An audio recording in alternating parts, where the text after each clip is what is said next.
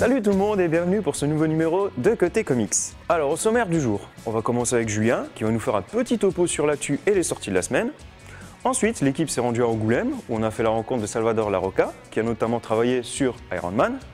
Et enfin, on va terminer avec un petit tout sur le personnage du Punisher, un personnage de Marvel. Go Ninja, go Ninja, go! Bonjour à tous, je serai aujourd'hui votre guide dans ce labyrinthe que sont l'actu et les sorties comics. Une actu 100% ciné avec notre partenaire cinécomics.fr, un site qui est bien. C'est l'heure de faire un topo sur un des prochains films Marvel, à savoir les Gardiens de la Galaxie. Il s'agit d'une équipe appartenant à l'univers cosmique de Marvel, donc qui ne se passe pas sur Terre mais dans l'espace, et qui défend la galaxie contre les grandes menaces, et est composée de membres assez étranges, comme un arbre, ou un raton laveur avec un flingue. Mais aussi d'un terrien du nom de Star-Lord, qui sera le personnage principal du film, et interprété, on le sait maintenant, par l'acteur Chris Pratt. Ce film est réalisé par James Gunn et est prévu pour août 2014, ça risque d'être bien fun. En vrac, dans l'actu ciné, on a aussi découvert le nouveau costume de Spider-Man pour Amazing Spider-Man 2. Dans la catégorie combinaison de plongée qui fait aussi bien tenue de soirée que costume de super-héros, voici la dernière collection de Sony. Appréciez les courbes, appréciez ce fessier moulant, appréciez les coutures faites main, genre araignée, appréciez la couleur rouge et bleu magnifique du costume, ça va faire fureur, c'est moi qui vous le dis. Iron Man 3 sort bientôt, c'est le 24 avril 2013, et la promo continue avec de nouvelles images et notamment de jolis posters un par personne. On a celui du Mandara en mode gangsta comme ça, on a James Rhodes alias War Machine qui aura peut-être une nouvelle armure dans le film. Un nouveau personnage dans la personne du Dr Killian qui apparemment sera important, et enfin Pepper Potts. Les sorties comics de mars maintenant, et on débute avec mon méga coup de cœur du mois, voire de l'année, voire peut-être de tout l'univers, on ne sait pas. Il s'agit du premier tome de la nouvelle série Conan le Barbare, publiée chez Panini Comics sous leur label Fusion. C'est le scénariste de DMZ Brian Wood qui réinvente certaines des plus grandes sagas du personnage, avec des récits dans un style assez lyrique et poétique, mais sans pour autant en oublier l'action et l'aventure qui caractérisent le guerrier cimérien. On retrouve au dessin l'excellente Becky Cloonan, qui nous serait fière de ses meilleurs travaux, une magnifique histoire accessible à tous qui sort le 13 mars. Je vous le recommande personnellement, lisez-le. Si vous n'aimez pas, envoyez-moi des messages d'insultes, écoutez. Avez-vous lu Batman The Dark Knight Returns? Si ce n'est pas le cas, déjà c'est pas bien. Mais en plus, il faut se dépêcher parce que la suite sort bientôt, le 1er mars, chez Urban Comics. Ça s'appelle Batman The Dark Knight Strikes Again, et c'est le retour du retour de Bruce Wayne qui rassemble l'ancienne Ligue de Justice pour affronter le système en place et son protecteur, Superman. C'est toujours par Frank Miller, mais c'est par contre beaucoup moins bien que le premier et c'est pas très joli. Bon. Mais, quand même, ce tome, comme le premier The Dark Knight Returns, contiendra le DVD et Blu-ray de la deuxième partie du film animé, adaptation de cette histoire. Un bon argument de vente.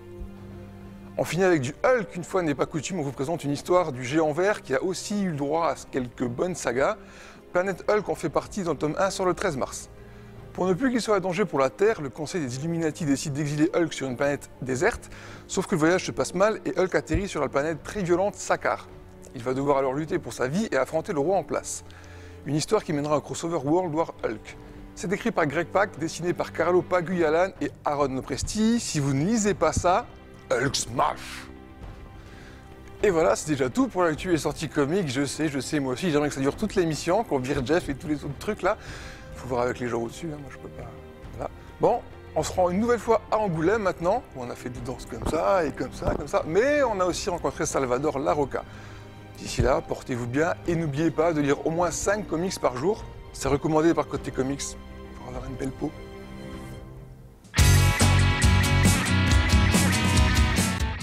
Donc cette fois on se retrouve devant le stand Panini qui se divise en 3 morceaux. Le premier morceau ce sont les super-héros derrière moi, avec le gros géant vert là notamment. Un autre morceau dédié plus à la vente, divisé en deux, d'un côté manga, d'un côté comics, avec des titres mis en vente en avance, comme souvent. Et une troisième partie plus dédiée aux dédicaces. C'est parti, venez, on y va! Sí, me llamo Salvador Larroca, soy dibujante de Marvel Comics desde hace ya unos añitos. Tengo 49 y me encanta dibujar cómics desde que era un niño, entonces trabajar para Marvel ha sido una oportunidad. La verdad es que me gusta mucho este tipo de trabajo y encontrarse los fans en convenciones tan chulas como esta, pues la verdad es que es muy divertido. Yo no tengo una preferencia especial, me encanta dibujar cómics. Entonces, si encima son personajes que te gustan, mucho mejor. Y todos estos que has mencionado han sido de mis lecturas infantiles. O sea, yo he leído libros, pero sobre todo he leído cómics. Entonces, trabajar sobre esas colecciones es un sueño convertido en realidad. Yo cuando empecé a leer cómics fue la etapa de John Byrne o John Romita, Senior. Y me gustaron tanto que no pude parar ahí y seguí leyendo y poquito a poquito fui empezando a dibujar y bueno, yo creo que eso define una vida, ¿no? De alguna manera acabas decidiendo que eso es lo que tú quieres ser. Lo que pasa es que en ese momento en España no se podía vivir haciendo cómics, ni consideraba que un artista español pudiera llegar nunca a hacer algo así para el mercado americano, porque todos los autores eran claramente americanos, ¿no? En ese momento no había tecnologías como internet ni nada de esto. Yo he sido un tío afortunado, no me ha costado demasiado, o sea, vamos a ver, lo he deseado mucho, he luchado por ello, pero lo conseguí, entonces puedo decir que no me fue muy difícil. ¿Por qué? Quizás estuve en el momento adecuado, donde tenía que estar para que sucediera. Tuve suerte para entrar, hoy en día es más difícil, hay mucha más gente que opta a entrar. Sí, vamos a ver, a mí me gustan sobre todo los personajes clásicos, los que he leído. A mí, tú me dices que dibuje pues, las últimas jornadas de mutantes y no me interesa demasiado. A mí me gustan los X-Men que yo he leído, sobre todo, ¿no? Los que he dibujado, que me he encariñado con ellos y he tenido tiempo para desarrollar esos personajes. Cuando tú te metes mucho en una colección, acabas teniendo la sensación de que son como tu familia porque están todo el día hablando sobre ellos o todo el día pensando en cómo harías esto, cómo harías lo otro, qué tiene que ver con ellos. Entonces llega un momento que pues, después de 4 años dibujando Iron Man, pues Tony Stark es de mi familia. Anteriormente los X-Men, para mis hijos, Wolverine o Cyclops o Jean Grey o cualquiera de estos personajes es de la familia. Yo qué sé, los ven en todas las partes de la casa están, ¿no? Hay dibujos, figuras, de todo, ¿no? Entonces, en mi casa, los superhéroes, vamos al cine y parece que es algo mío que hay allí, ¿no? Yo solo los dibujo, yo soy un contratado por la compañía para dibujar esos personajes, pero el hecho de que haya una película sobre ellos hace que yo me sienta orgulloso. De alguna manera he tenido algo que ver en que eso suceda, ¿no? Entonces, yo estoy encantado. Para mí dibujarlos o intervenir o colaborar es un honor, pero que no se enteren porque me pagan, porque casi que lo haría gratis, ¿eh?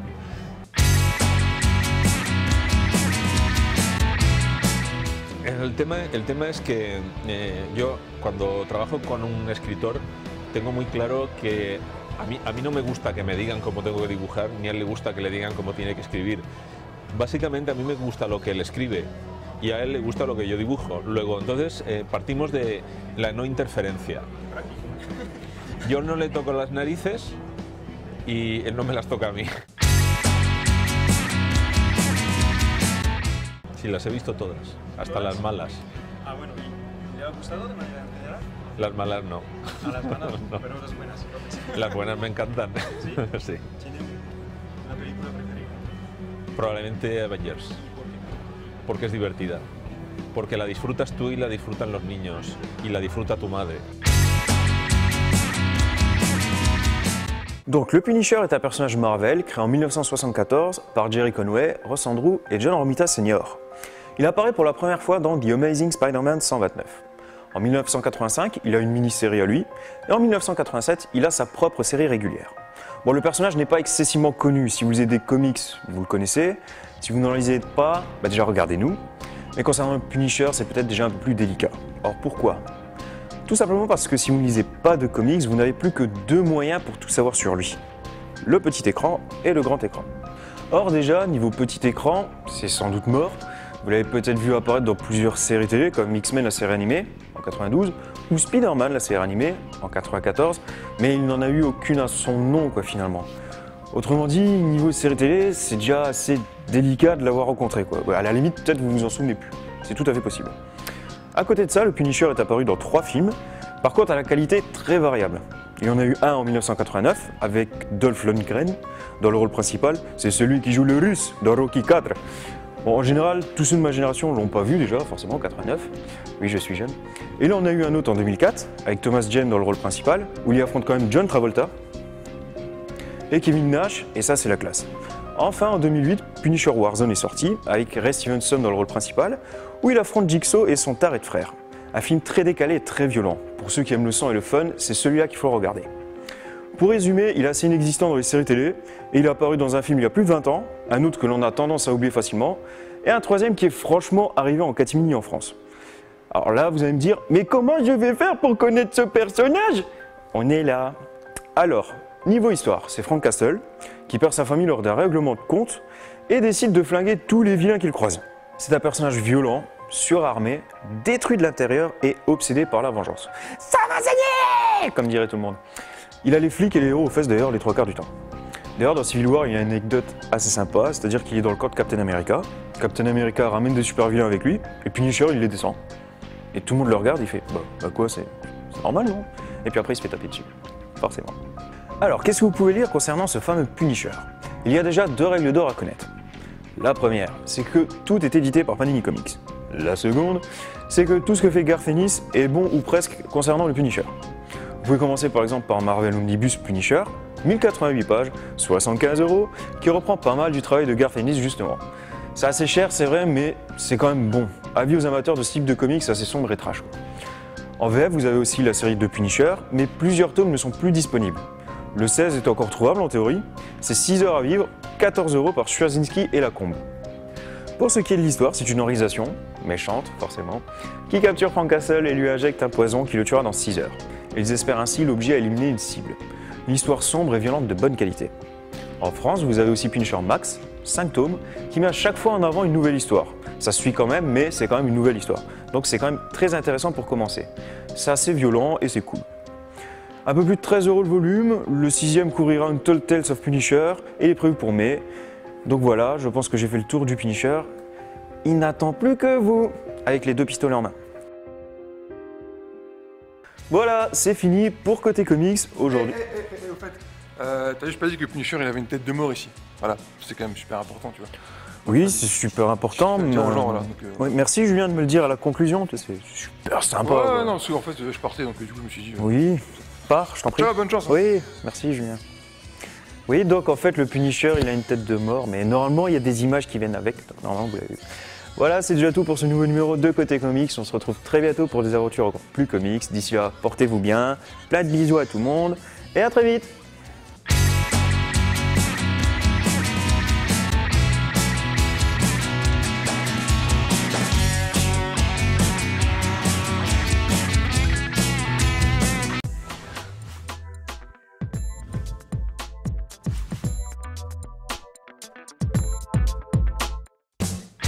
Cette émission est disponible en replay sur www.cotecomics.fr.